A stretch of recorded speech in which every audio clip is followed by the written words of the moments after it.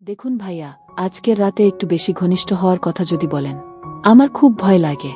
Drawer থেকে ছোট্ট একটা প্যাকেট বের করে টেবিলে রাখতে যেতেই নববধূ দৃষ্টির এমন কথা শুনে অভি একটু হেসে ফেল। কেমন বাচ্চাদের মতো কথা বলে মেয়েটা। অভি ঘুরে দাঁড়িয়ে নরম গলায় বল, কি বলছো এসব দৃষ্টি? আর স্বামী স্ত্রীর মাঝে তো সবই স্বাভাবিক, তাই না? দৃষ্টি চোখ নিচু করে বলল, তবুও আমি এসব করতে পারবো না। আমার ভালো লাগে না। আচ্ছা ঠিক আছে, ওসব এখন করতে হবে না বলে অভি চেয়ার টেনে দৃষ্টির সামনে বসল। দৃষ্টি কিছুটা ইতস্তত করে বলল, তাহলে ওই যে ড্রয়ার থেকে প্যাকেট বের করলেন, ওগুলো কেন?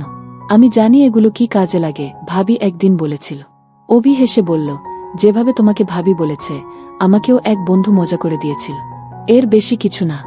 লাল শাড়িতে লাজুক মুখের দৃষ্টি যেন স্বর্গের কোনো অপ্সরা। তার চোখে এখনো ভয় আর অচেনা এক সংকোচ।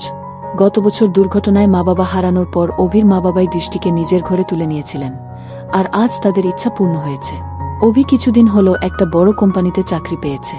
সুদর্শন, শান্ত স্বভাবের এই মানুষটিকে দৃষ্টি মন থেকে শ্রদ্ধা করে, কিন্তু হঠাৎ এত কাছে আসার কথা ভাবতেই বুকের ভেতর অদ্ভুত কাঁপুনি লাগে তার। ঘোমটার নিচে গরমে ও লজ্জায় ঘেমে যাচ্ছে দৃষ্টি। অভি নরম গলায় বলল, গরম লাগছে তো, ঘোমটা সরিয়ে বসো। দৃষ্টি একটু পেছিয়ে গিয়ে বলল, ঘোমটা সরালে পড়ে যদি আপনি আমাকে কাছে টানেন? আমি কিন্তু সব বুঝি। অভি মুচকি হেসে বলল, আরে তুমি যেমন ভয় পাচ্ছ, আমি তেমন কিছু করব না। শুধু স্বাভাবিকভাবে কথা বলবো, একে অপরকে বুঝো। দৃষ্টি চুপ করে রিল। ঘরটা যেন নিস্তব্ধ হয়ে গেল।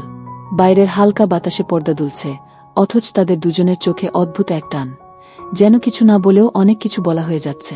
ঘড়ির কাঁটা রাত 12টার কাছাকাছি। ঘরে হালকা আলো, বাইরে থেকে চাঁদের আলো এসে পড়েছে জানালা দিয়ে। দৃষ্টি চুপচাপ বিছানার একপাশে বসে আছে, ঘোমটা কপাল থেকে খানিকটা নেমে এসেছে। হাতে কাচের চুড়িগুলো মৃদু শব্দ করছে, কিন্তু তার চোখে স্পষ্ট ভয় আর লজ্জা। অভি বিছানার অপর পাশে এসে বসল, কিন্তু খুব কাছে নয়। এভাবে চুপ করে থাকছ কেন?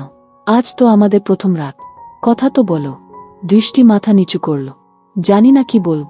সবকিছু আমার কাছে নতুন। অভি নরম গলায় বলল, নতুন বলেই তো ধীরে ধীরে অভ্যস্ত হয়ে উঠতে হবে। আমি তোমাকে কখনো জোর করব না, কিন্তু তোমাকে বুঝতে চাই। দৃষ্টি একটু অবাক হয়ে তাকাল অভির দিকে। তার চোখে যেন আন্তরিকতার এক আশ্বাস আছে। অভি মুচকি হেসে বলল, জানো, ছোটবেলা থেকেই তুমি অন্যরকম ছিলে আমার চোখে। শান্ত, ভদ্র, আর সবসময় সবার কথা ভাবতে। তোমাকে যখন প্রথম দেখি লাল রঙের ওড়নায়, মনে হয়েছিল যদি তুমি একদিন আমার জীবনের অংশ হও, তবে সেটা হবে আমার জন্য সবচেয়ে বড় পাওয়া। দৃষ্টির গাল হালকা লাল হয়ে উঠল। এত কথা আগে বলেননি কেন? বলিনি, কারণ ভয় ছিল। হয়তো তুমি আমার জন্য তৈরি নও। দৃষ্টি এবার মৃদু হেসে বলল, আপনি জানেন, আমি আপনাকে কখনো না বলতাম না, কিন্তু আজ হঠাৎ এত কাছাকাছি আসা, ভয় লাগছে। অভি আস্তে করে তার হাত ধরল। ভয় পাওয়ার কিছু নেই। কাছে আসা মানেই কিছু করে ফেলা নয়। কাছে আসা মানে তোমার চোখের দিকে তাকিয়ে তোমার ভেতরের কথা পড়া, তোমার হাতের উষ্ণতা অনুভব করা। দৃষ্টি অবাক হয়ে দেখল, অভির হাত একদম উষ্ণ, কিন্তু শক্ত করে ধরা নয়, শুধু এক আশ্বাসের মতো। বাইরে হালকা বাতাসে পর্দা দুলছে, আর ঘরের ভেতর নীরবতার মাঝেও এক ধরনের রোমাঞ্চ ছড়িয়ে পড়েছে। দৃষ্টি ধীরে ধীরে স্বস্তি অনুভব করছে। দৃষ্টি, আজ আমরা শুধু কথা বলব। চাইলে তোমার ছোটবেলার গল্প শোনাও, কিংবা আমার প্রথম চাকরির দিনের গল্প শোনো। দৃষ্টি একটু হেসে বলল, আপনি নিশ্চিত কিছুই করবেন না? অভি মজা করে বলল, কিছু করব না বলিনি, বলেছি তোমার অনুমতি ছাড়া কিছু করব না। দৃষ্টি লাজুকভাবে মুখ ফিরিয়ে নিল, কিন্তু ঠোঁটের কোণে হাসি ফুটে উঠল। ঘরের ভেতর যেন এক মিষ্টি খেলা শুরু হয়ে গেল। চোখের চাওয়া, হাসির আড়ালে লুকানো সংকেত, আর এক অদ্ভুত টান, যা তাদের ধীরে ধীরে একে অপরের দিকে নিয়ে যাচ্ছে। বাইরে মাঝরাতের নীরবতা। দূরে কোথাও কুকুরের ডাক শোনা যাচ্ছে, আর মাঝে মাঝে রাস্তার বাতির নিচে পতঙ্গ উড়ছে। ঘরের ভেতর দৃষ্টি ও অভি এখনো পাশাপাশি বসে আছে, কিন্তু এখন তাদের মধ্যে দূরত্ব আগের চেয়ে কম। অভি আস্তে করে বলল, দৃষ্টি, তোমার চোখের দিকে তাকালে মনে হয় তুমি হাজার কথা লুকিয়ে রেখেছ। দৃষ্টি লাজুকভাবে বলল, সব কথা মুখে বলা যায় না, কিছু কথা চোখেই বলা ভালো। অভি মুচকি হাসল, তাহলে আজ শুধু চোখ দিয়ে কথা বলি। দৃষ্টি এক মুহূর্তের জন্য অভির চোখের দিকে তাকাল, তারপর তাড়াতাড়ি মুখ ফিরিয়ে নিল। না, থাক, তাতে আপনি আবার কিছু ভেবে বসবেন। কিছু ভাবলে কি দোষ হবে? অভির গলায় মজার সুর, কিন্তু চোখে ছিল গভীর আন্তরিকতা। দৃষ্টি এবার হালকা হেসে ফেল, দোষ না হলেও আমি এখনো প্রস্তুত নেই। অভি ধীরে ধীরে তার কাছে এগিয়ে এল, কিন্তু কোনো তাড়াহুড়ো নেই। প্রস্তুত না হলে আমরা অপেক্ষা করব। তবে তোমার ভয়টা দূর করতে পারি, যদি তুমি অনুমতি দাও। দৃষ্টি অবাক হয়ে তাকাল। ভয় দূর করবেন কিভাবে? অভি নরম গলায় বলল, তোমার হাতটা ধরব, ঠিক আগের মতো। আর কিছু না। দৃষ্টি কিছুক্ষণ ভেবে মাথা নাড়ল। অভি তার হাত ধরল, আঙুলের ফাঁকে আঙুল জড়িয়ে দিল। সেই স্পর্শে দৃষ্টি শরীরের ভেতর হালকা শিহরণ টের পেল। দেখো, এটা তো কষ্টের কিছু নয়, তাই না? অভি বলল। দৃষ্টি চুপ করে রইল, কিন্তু তার ঠোঁটের কোণে আবারও লাজুক হাসি ফুটে উঠল। হঠাৎ বাইরে হালকা বৃষ্টি শুরু হলো। জানালা দিয়ে ঠান্ডা বাতাস এসে ঘরে লাগল। অভি উঠে গিয়ে জানালার পাশে দাঁড়াল। এসো, বাইরে দেখো, কত সুন্দর লাগছে। দৃষ্টি ধীরে ধীরে উঠে এসে জানালার পাশে দাঁড়াল। বাইরে অন্ধকার, আকাশে বিদ্যুতের ঝলকানি, গায়ে বৃষ্টির হালকা ফোঁটা লাগতেই দৃষ্টি কেঁপে উঠল। অভি মুচকি হেসে তার কাঁধে হালকা হাত রাখল। ভয় পেও না, আমি আছি। দৃষ্টি চুপ করে দাঁড়িয়ে থাকল, কিন্তু বুকের ভেতর অদ্ভুত এক উষ্ণতা অনুভব করল। এই মুহূর্তে যেন ভয় আর লজ্জা মিলেমিশে এক নতুন অনুভূতি জন্ম দিচ্ছে, যা তাদের ধীরে ধীরে একে অপরের খুব কাছে টেনে আনছে। বৃষ্টি তখন আরও জোরে পড়ছে। জানালার কাছে ফোঁটা জমে যাচ্ছে। মাঝে মাঝে বিদ্যুতের আলোয় বাইরে ঝাপসা শহর দেখা যায়।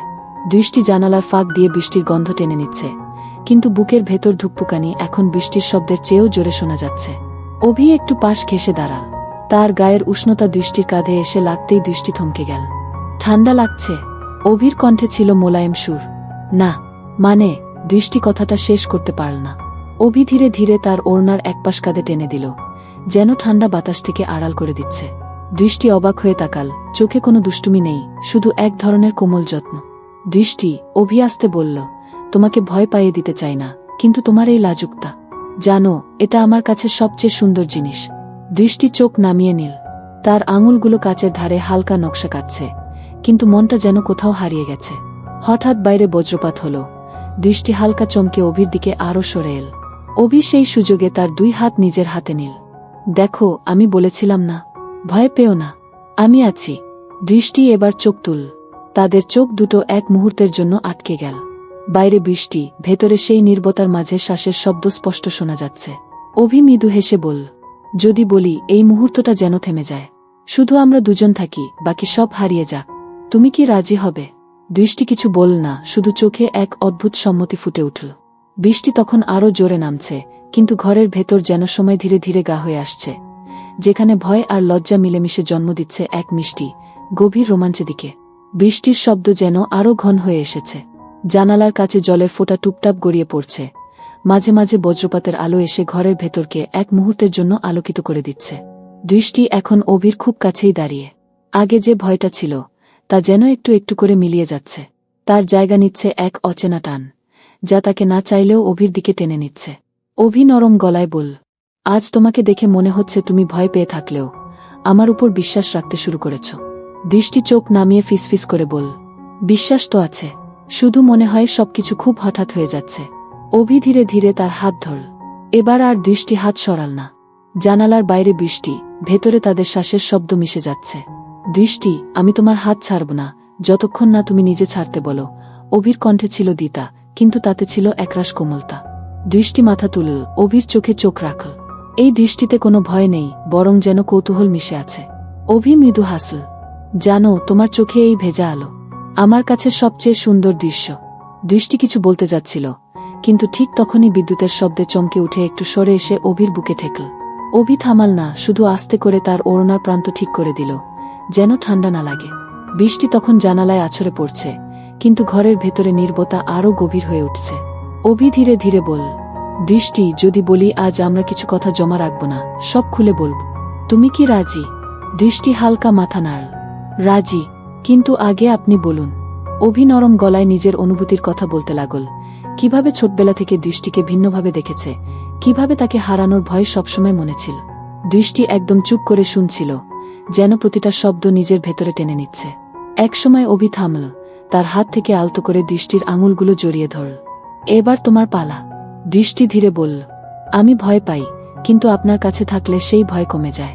আমি জানি না এটা ভালো নাকি খারাপ, তবে আজ মনে হচ্ছে যদি সারা জীবন এমনই থাকে, আমি খুশি থাকব। অভি তার চোখের দিকে গভীরভাবে তাকাল। এই চোখের ভেতরে যে কথা, তা কোনো শব্দে বোঝানো যায় না। বৃষ্টি তখনও পড়ছে, কিন্তু তাদের ভেতরে যেন অন্য এক স্রোত বইছে, যা লজ্জা, ভয় আর মিষ্টি রোমাঞ্চে ভরা। বৃষ্টি তখন একটু থেমেছে, কিন্তু জানালার কাছে এখনও ফোঁটা গড়িয়ে পড়ছে। ঘরের বাতাসে এক অদ্ভুত ভারী নীরবতা।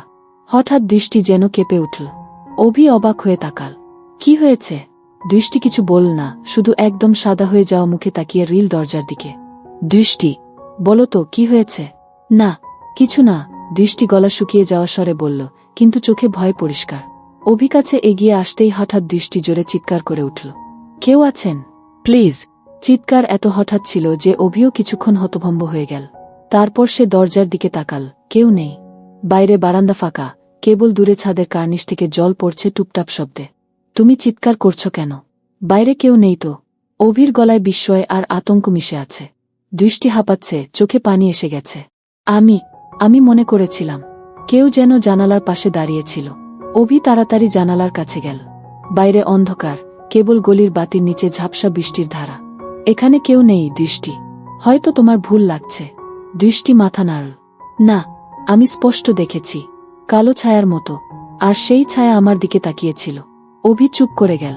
তার নিজেরও মনে এক অদ্ভুত অস্বস্তি জন্ম নিল, কিন্তু দৃষ্টিকে ভয় না দেখিয়ে সে হাত বাড়িয়ে বলল, এসো বসো। আমি আছি, তুমি ভয় পেও না। দৃষ্টি ধীরে ধীরে অভির কাছে এসে বসে পড়ল, কিন্তু তার বুকের ধুকপুকানি যেন থামছেই না। বাইরে আবার হালকা বাতাস উঠেছে, পর্দা দুলছে। দৃষ্টি কেঁপে উঠল। অভি এবার হাত বাড়িয়ে তার হাত শক্ত করে ধরল। আমি আছি দৃষ্টি, যদি কেউ থাকে সে এই ঘরে ঢুকতে পারবে না। কিন্তু অভির গলার দ্বিতার আড়ালে তার চোখেও এখন অদ্ভুত এক চিন্তার ছায়া।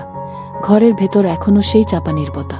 বাইরে বৃষ্টি প্রায় থেমে এসেছে, শুধু মাঝে মাঝে ছাদের কোণা থেকে জল পড়ার টুপটাপ শব্দ শোনা যাচ্ছে।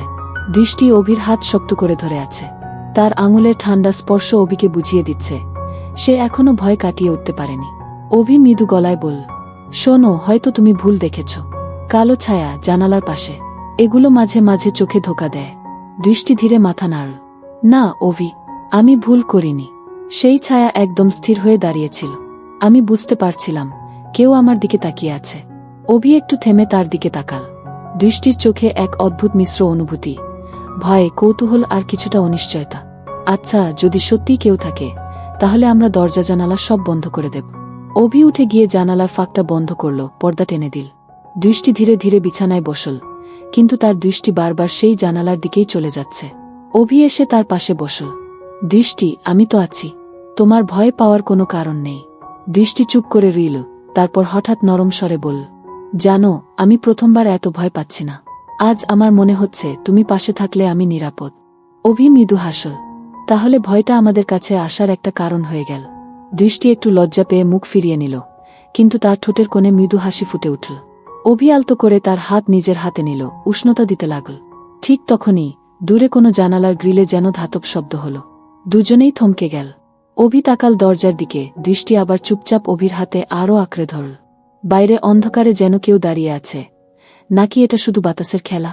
অভি তার কণ্ঠ ধীর করে বলল, দৃষ্টি, আমি আছি। যতক্ষণ আমি আছি তোমার কিছু হবে না। দৃষ্টি এবার কোনো উত্তর দিল না, শুধু তার মাথা অভির কাঁধে হেলিয়ে দিল। ঘরের ভেতর ভয় আর এক মিষ্টি রোমাঞ্চের অদ্ভুত মিশ্র অনুভূতি ছড়িয়ে পড়ল। ঘরটা বেশ সেদিনের মতো অন্ধকার, জানালা বন্ধ, আর জানালার বাইরে ঝড় বৃষ্টি থেমে গেছে। কিন্তু দৃষ্টির হৃদয়ের ভিতর এক অদ্ভুত উত্তেজনা কাজ করছে, যা সে আগে কখনো অনুভব করেনি। হঠাৎ অভি কানে এক অদ্ভুত শব্দ শুনল। দূর থেকে যেন কোনো ফিসফিসানির মতো শব্দ আসে। সে দৃষ্টির হাত ধরে উঠে দরজার কাছে গেল।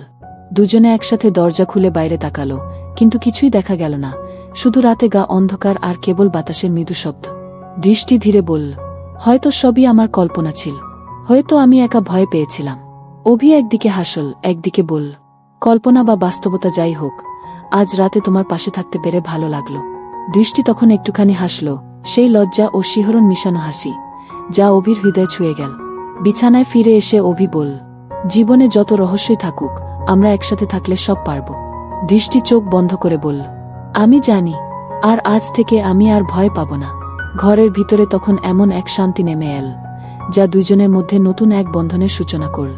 আপনাদের সবাইকে অনেক ধন্যবাদ এই গল্পটি শোনার জন্য। যদি আপনাদের ভালো লাগে, তাহলে নিচে লাইক দিতে ভুলবেন না। নতুন গল্প পেতে সাবস্ক্রাইব করুন আর শেয়ার করুন বন্ধুদের সাথে। আপনাদের ভালোবাসা আর সাপোর্ট ছাড়া আমরা এগোতে পারব না। পরের গল্পে আবার দেখা হবে, তখন পর্যন্ত ভালো থাকুন, নিরাপদ থাকুন।